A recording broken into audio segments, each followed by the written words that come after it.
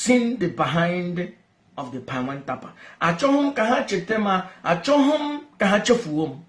On him name jihapu that idiot. And I Jesus Christ. Because that bastard, nane akuna pona ya, ni beribe, na shawoye, idiot, never existed. Agama agbandi Igbo, ijuku. Agama trohash.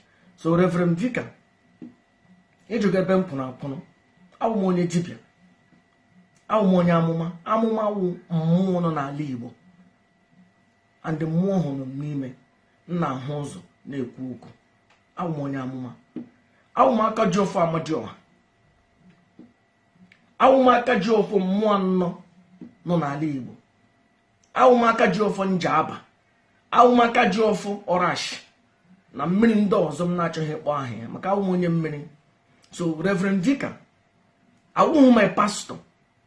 Ana m ekpere na arụ, ana m ekpere na efu nwoke na-akpọ ntune, ana m ekpere na idiot nwaanyị ashawo, ana m ekpere na that bastard si na ya nyere Moses 10 commandments, that idiot. Because I am greater and bigger than those bastards, because you know what? They never existed.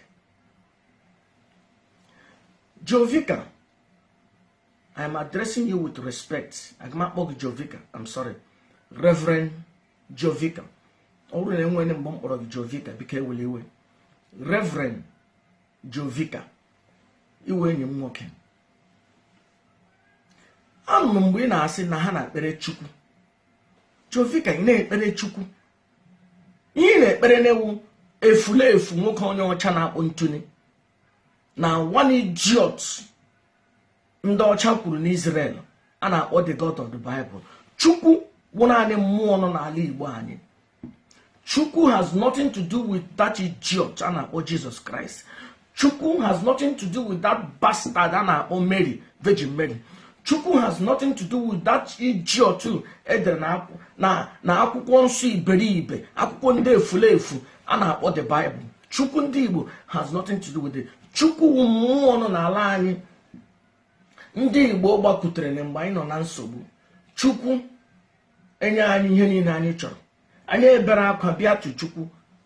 Kpụrụ ụmụ anyị, kpụrụ ụmụ anyị bịa tụ Chukwu. Chukwu asị ele ihe anyị chọrọ. Anyị asị na anyị chọrọ udo. Chukwu anyị udo, mmụọ nọ na Anambra udo.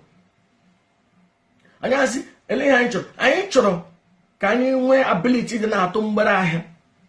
Ka anyị wụrụ ndị nnukwu mmanwụ. Chukwu enye anyị ekwensu. Idiot ka gị ị ga-amana m ekwuru m ekwensu ha mụna gị jiji because you an idiot. Ọnwụkwa gị ka m na-ekwu Reverend Vicar, asị m ndị na-ege m ntị. Ịnụ na ekwensu ha mụna gị ngere ekwensu wụ mmụọ nọ n'ala nna gị. Idiot Jesus wụ efulefu ihe ederede. Nne ya akwụna ya wụ ihe ederede. Idiot atọ. Ekwensu wụ the real. Ọ dị ndụ. O nwere ike. Ọ ya nyere ndị Igbo ability ịtụ mgbere ahịa. Ability to make war. O ekwensu. Chukwu wụ naanị ke ndị Igbo.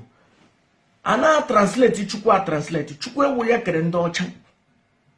Let me educate you, Reverend. Now I am addressing Reverend Vicar. Or Reverend Father Vicar. Or Reverend Vicar. With due respect, sir. Which I don't think is wrong. But come shake it, sir. And let me educate you. Chukwu wụ mmụọ n'ala Igbo. Chukwu kere naanị ndị Igbo. Chukwu na-azọ naanị ndị Igbo.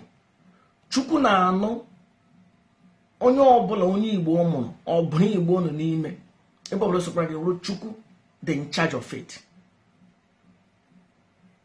Ele ihe mere m ji si na Chukwu kara anyị. Oh, Master Prophet, emeni na enwere ị ga-eje na India ga-agba ha onye wu their creator. Ndị ọcha jere na India. Ndị India nwekwara God, their own creator.